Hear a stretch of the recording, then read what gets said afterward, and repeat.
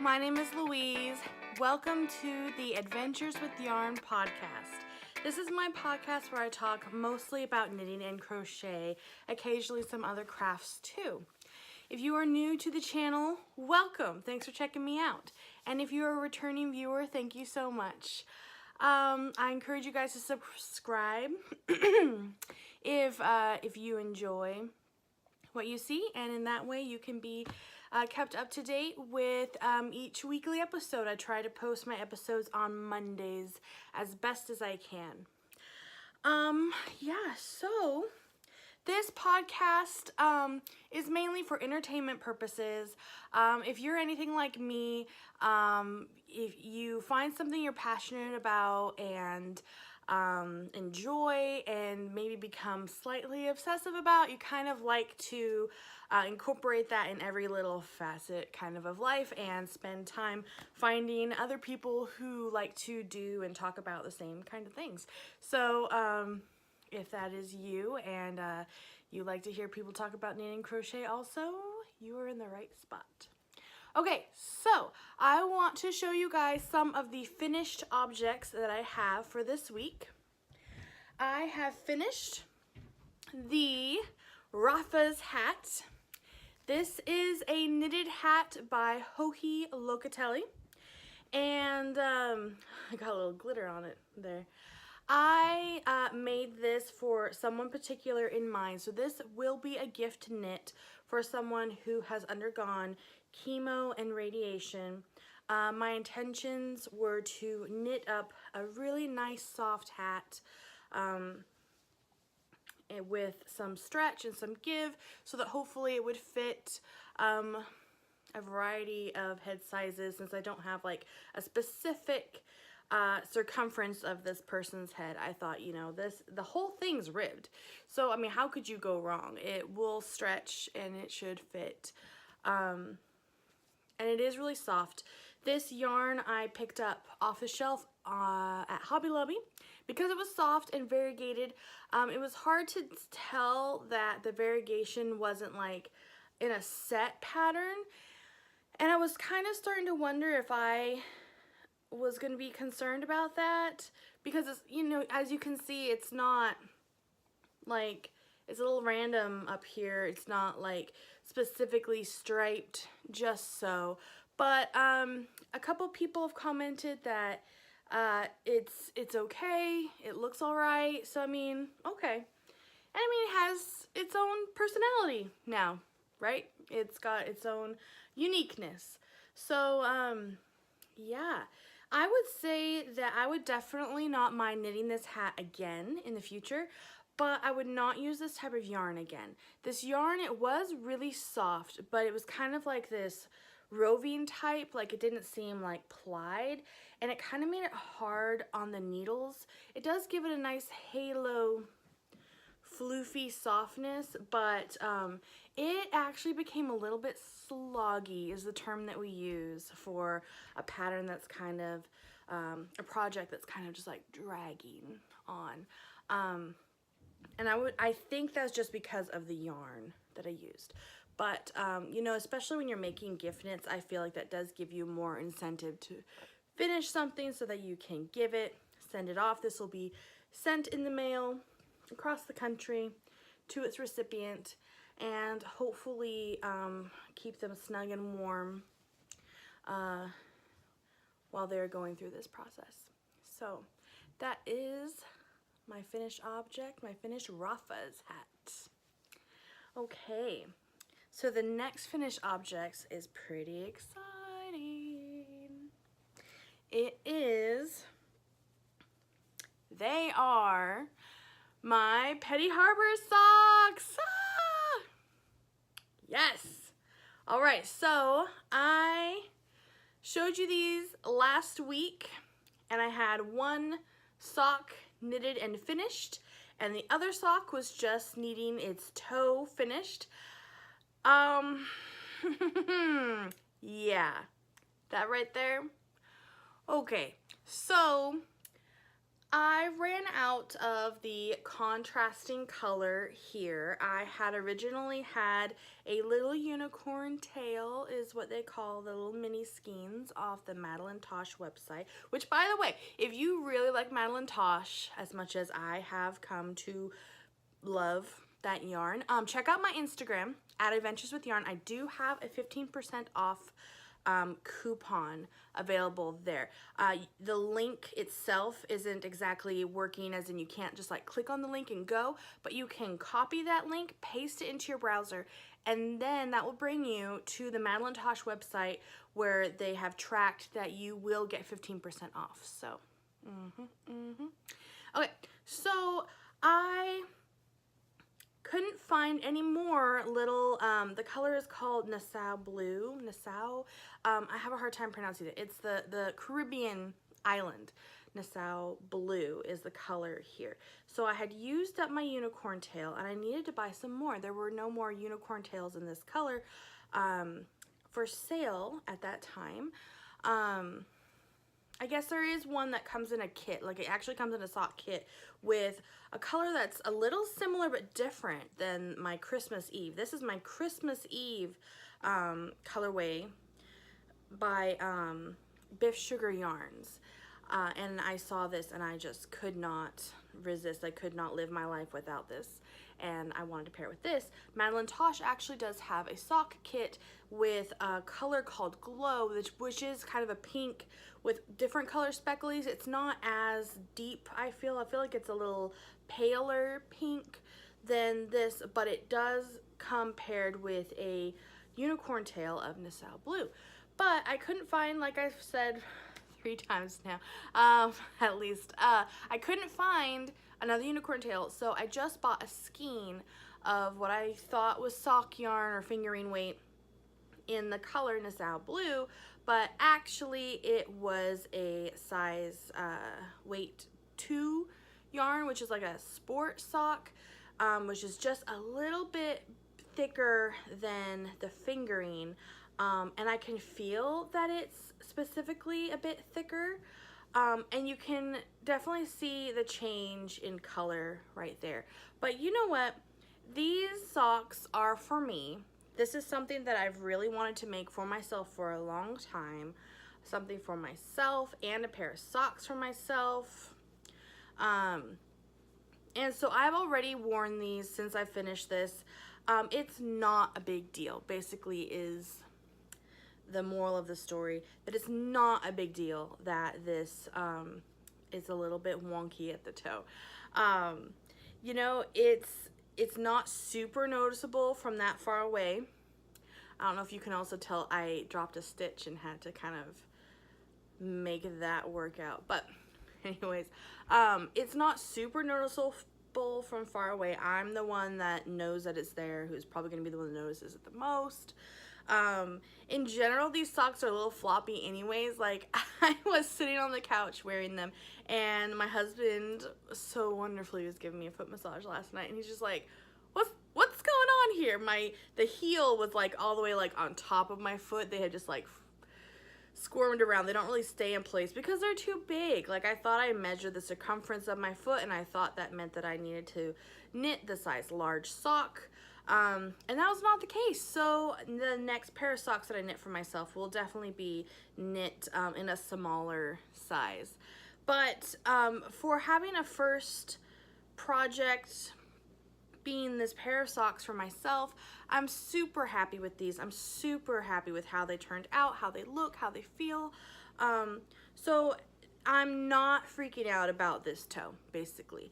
There are some people in life who like to be very, you know, perfectionist about the things that they do. But, you know, I feel like in a lot of things, I feel like I try to tell myself, just don't take these kinds of things too seriously. Don't take yourself too seriously, because then you don't have time to just enjoy things and enjoy life and be happy with how things are. So, no big deal here. You can see it, but no big deal. We'll do better next time. We'll do better next time. Okay, so Petty Harbour socks. Fun, fun, fun. Love these. Love them. So those are my 2 finished objects to show you this week. I do have some works in progress. Let's see here. So I did not show this last week, but if you have been following along on my podcast, you might recognize the Gokstad hat. Oh yes. So this is supposed to be a Christmas present for my mother. You know, some people will knitmas until the end of January, and I think today is actually the 21st, so I did reprioritize my knitting, like, once Christmas actually came. I didn't finish this in time for Christmas, but then I put this down so that I could work on things for myself. Also, as part of the Blamed Under Knit-Along, which I'll be entering those petty Harbour socks into the Blamed Under Knit-Along as a finished object that I have knit vicariously because I have made it for myself, which is the vicarious part. Things that I have, something I've always wanted to do but just haven't got around to it, and then force myself to do it. So I put this on the back burner. I have since picked it up in the last couple days. I'm almost finished. So this is going to be like a slouchy beanie. And if you can see, there's a cable on this side. And some different textures going on around the hat. This is actually not going to have any crown decreases. I think a few decreases, but mostly it's going to be tied closed at the end. This is made in Madeline Tosh's, I think it's Tosh Light plus Hollow Glitter, in the color Poison. So it does have these glittery bits that kind of get all over the place, but it's really fun. I'm hoping to finish this soon. I think I'm on row 68, and there's like 85 rows. And it's been nice. It's been a nice little project. I don't know that I'll make this again. Sometimes it can get a little sloggy because you have like these repeats of rows, which, I mean, not that I would prefer it to be written out like, maybe I would prefer for it to be written out, because I kind of have to do that myself. I have to, when it says like repeat rows, repeat rows 10 through 13 3 more times, and then repeat row 10 and 11 2 more times, and so I'm having to like write all these out so I can like keep track which row I'm on, which row does that correlate to the repeats. So there's a lot of that going on, but I will be really happy to give this to my mom. I will have to mail it to her, but I will do that. So that is one work in progress. I think between that Gokstad hat and the Rafa hat, when I was feeling the slogginess of it all, I thought that I would pick out a pattern to crochet, give myself a little variety, and then I would go crochet something out of this book by Vanessa Mooncie that my sister gave me for Christmas. So I was, you know, flipping through here. I was like, what should I make? What should I make? I don't know. There's a lot of really good patterns to choose from. And actually, I was sitting in front of the TV as I normally do while I'm crafting. And I was checking out the movie called The Lobster. And I was like, heck, let's just make the lobster. Let's just make a crocheted lobster. So, which, after all said and done, I'm not entirely sure I would recommend that movie. Anyways, this is what I have so far of The Lobster. This is my adorable little stitch marker from Pitter Patter Polymer, who is one of my favorite makers on Etsy, that where I get all my little foodie stitch markers and progress keepers. I just love her stuff. So we got a little chocolate chip cookie there. I basically, at this point, this will be the lobster body. And now I just need to dig out the stuffing out of my yarn closet so I can stuff this full of stuffing and then continue on. I think there's a few decreases and we start getting the tail going. It is really nice to kind of take a little break from knitting if I feel like I need to, mentally I guess, and then just crochet. I like to tell people I go both ways. I knit and crochet. Some people prefer one over the other. I really like to go back and forth.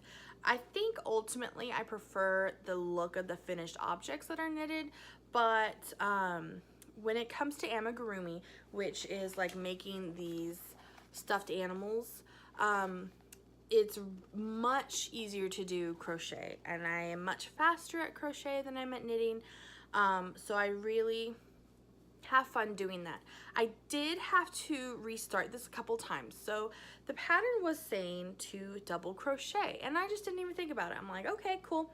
And for whatever reason also, a lot of the books and patterns for amigurumi, they call for like DK weight, but I just don't have DK weight just like hanging out in my stash. I have worsted weight, and stash yarn is the best for these types of amigurumi because you have like all kinds of colors to choose from, and you can, a little this, little that, I especially thought this was perfect because, I mean, where else am I going to use this red heart worsted bright cherry red? Like, I'm sure I had something in mind when I grabbed it, but it's kind of, it's not the softest. It's definitely durable, which is good, and it's cheap, and I have a great good amount of it. So perfect for crocheting up this lobster. But I started crocheting it in double crochet, but I figured, I was like, you know, the pattern calls for DK weight. I don't have DK weight, so I'll just go up a crochet hook size. It'll all be good. But it just didn't, it started not looking right. I started noticing like holes and gaps. Like when you're double crocheting especially, you have more kind of holes in between. I was like, well, that's not good. I'm gonna be stuffing this, and I can't have stuffing just like poking out the holes. So I redid it, and I was like, well, maybe I do need a smaller hook after all. I'll use the worsted weight, but a smaller hook.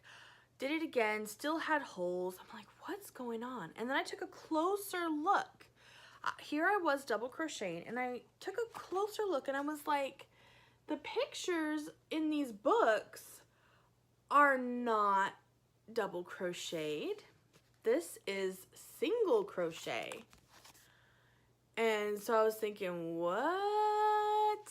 I did a little Google search, and unbeknownst to me, it turns out that in England, they call double crochet what we call single crochet. Oh, who the heck would have known?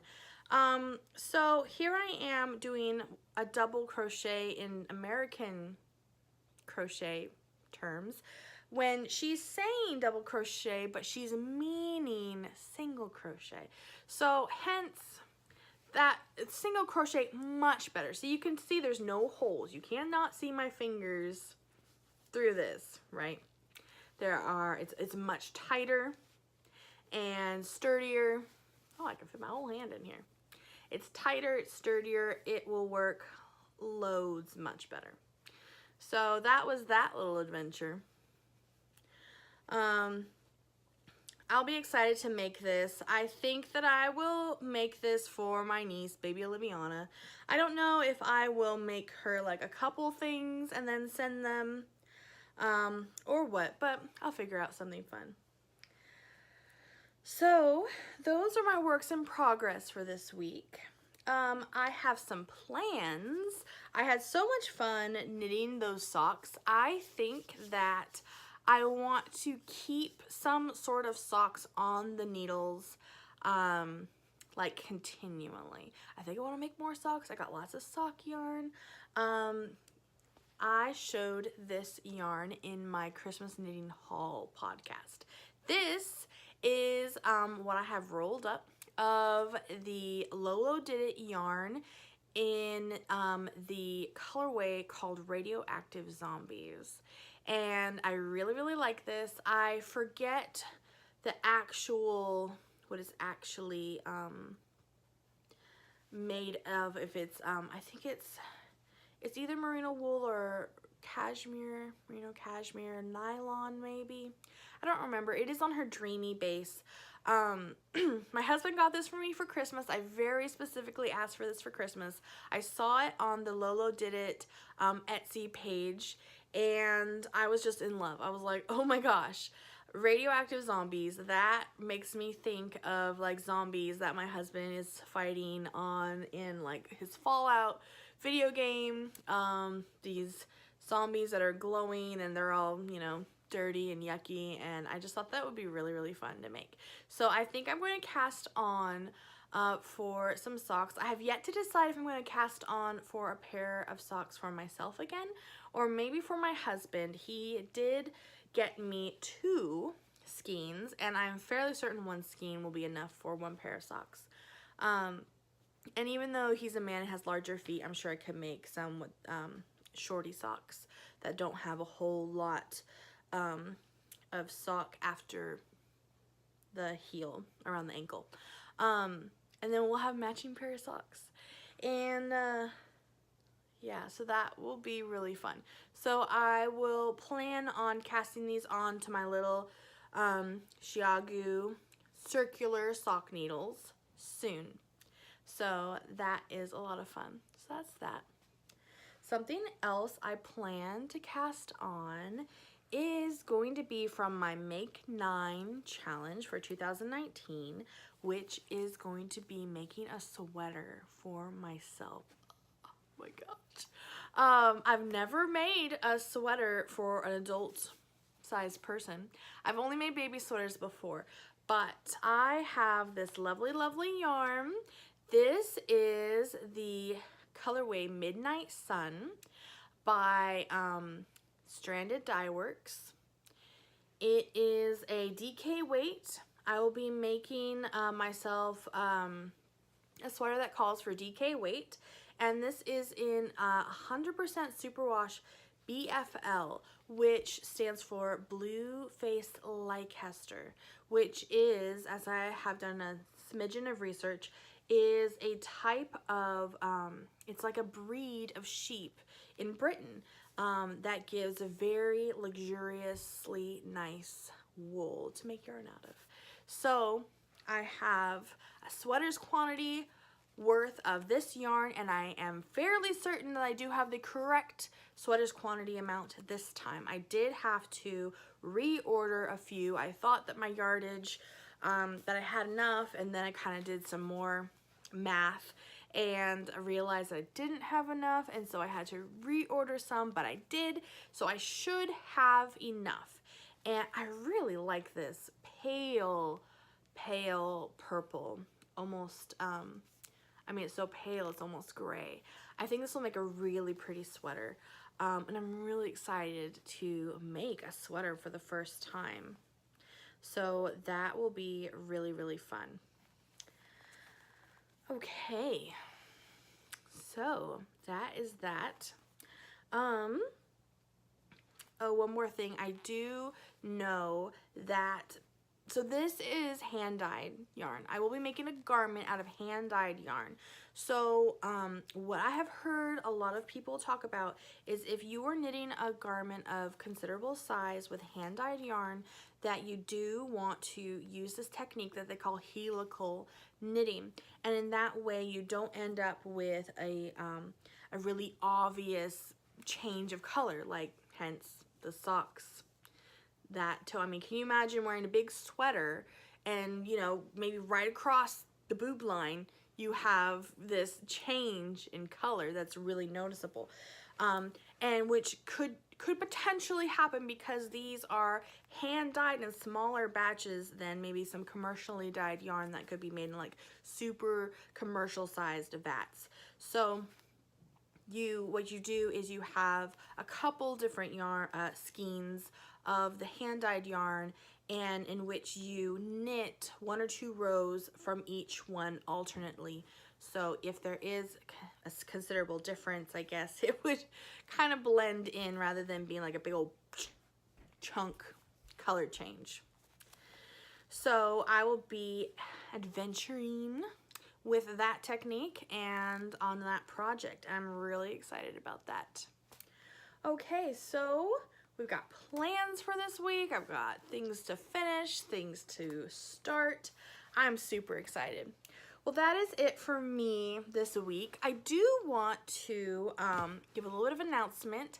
I am going to plan on putting out some tutorial videos. So I don't want to like spam up your subscription feed if you have been so lovely enough to subscribe, because I know that can get a little annoying.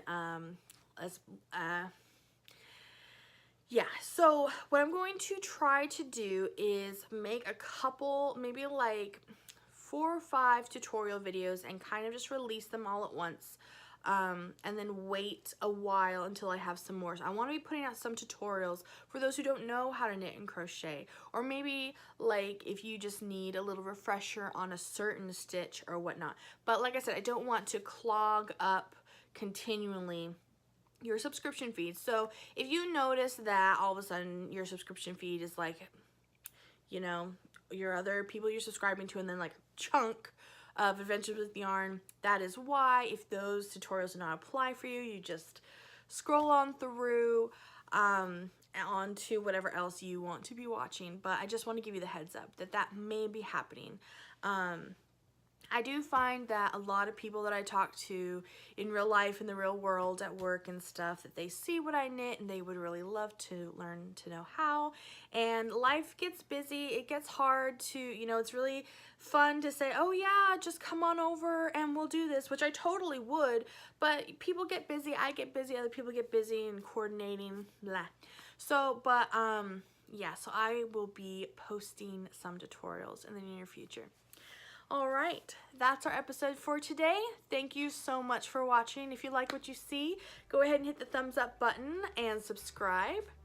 Don't forget, as of today, actually, the podcast When Harry Met Ani, she is doing her half of our collaboration that we did together, and she is answering some questions that I had for her. So don't forget to check her out at When Harry Met Ani. Okay guys, thank you so much for watching. I really appreciate it. I hope that you guys are doing well and enjoying life, and just be happy. Don't take yourself too seriously. Alright, that's it for me for this week. I'll see you guys next week. Bye!